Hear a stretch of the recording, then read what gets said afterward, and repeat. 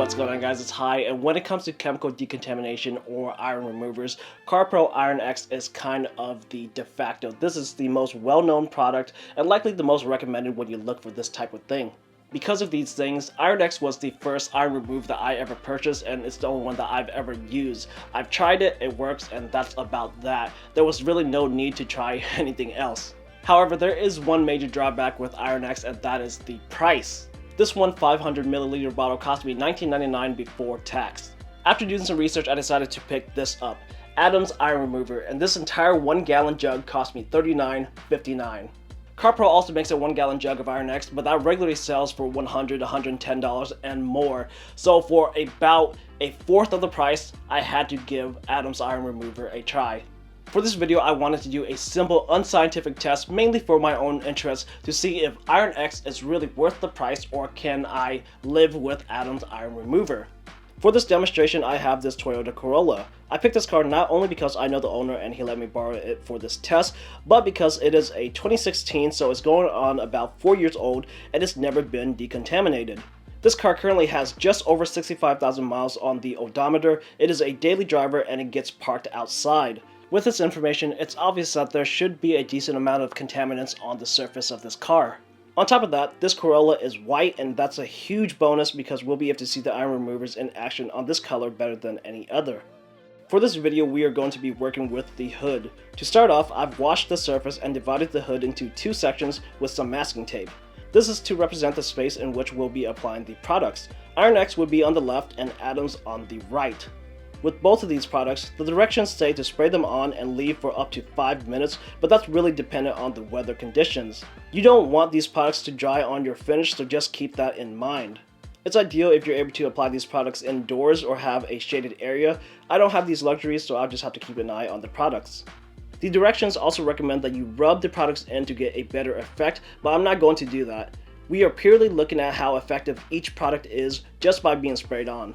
It's only been a few seconds and you can already see the bleeding effect on both sides of the hood.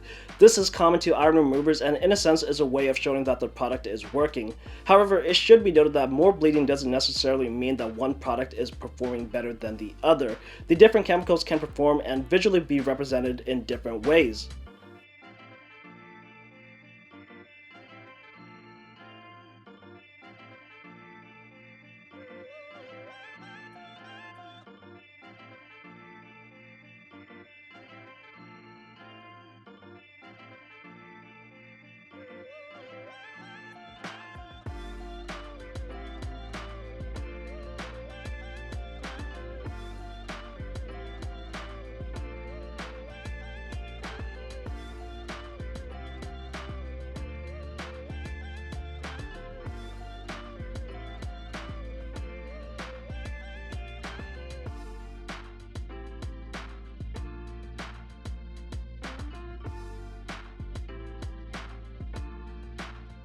Now that the products have had a chance to sit on the surface for 5 minutes, I'm going to thoroughly rinse them off. Keep in mind that using an iron remover is really only one part of the decontamination process. If the vehicle is lightly soiled, the iron remover may be all that you need, but on a car like this that's never been detailed, it really should be followed up with cleaning and polishing as needed. Also, it's pretty much impossible to have both sides of the hood be equally contaminated. One side may be exposed to the elements more than the other. A test like this is really only for entertainment purposes. Use it to help you draw your own conclusions, but don't take it as the definitive answer. All that being said, and after examining the surface, I feel no discernible difference between the two sides. The two products seem to have performed the same. I'm going to go ahead and reapply the products again on both sides.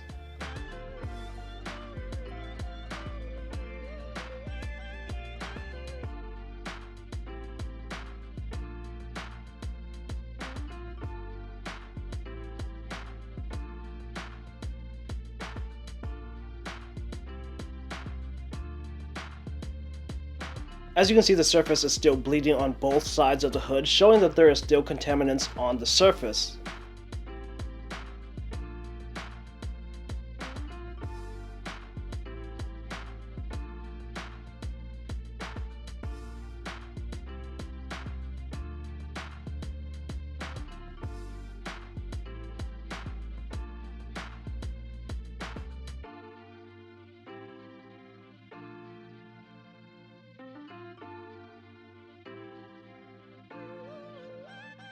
Washing the products off and examining the hood showed that there was less contamination than the first application, but there's still some there. At this point, I can apply more iron remover, but the easier route would be to just clay bar. Again, I wanted to remind you that this test was really only for my personal interest. I wanted to find out if Iron X really outperforms and if it's really worth the higher price tag, or can I live with something like Adam's iron remover. Through my testing, I found no recognizable difference between how these two iron removers performed. Running my hand over the hood, they pretty much felt the same on either side. Both iron removers made the hood feel better and less contaminated than before I applied the products, but at this point, the hood needed to be further decontaminated with something like a clay bar. A spray on chemical decontaminator was just not enough for a heavily sorted car such as the one that I used, even when using such a well-known and highly priced product as Iron X. As far as the Adam's iron remover, I really do think that it performed just as well as Iron X, and because of this, I'll be switching over to Adam's once my bottle of Iron X runs out. I see no point in paying up to 4 times the price for Iron X, and don't get me wrong, like I said, Iron X is a great product, it works, but it's just so expensive. For someone like me who buys these products and use them on my personal vehicles, and I'm not a professional detailer who could make up the cost or the price difference between these two products, I see no point in buying Iron X when Adam's iron remover really performs just about the same. Even if Iron X outperforms just a slight bit, I can reapply Adam's multiple times and it will still cost less than Iron X. So that's that. I'll be fully switching over to Adam's iron remover in the future.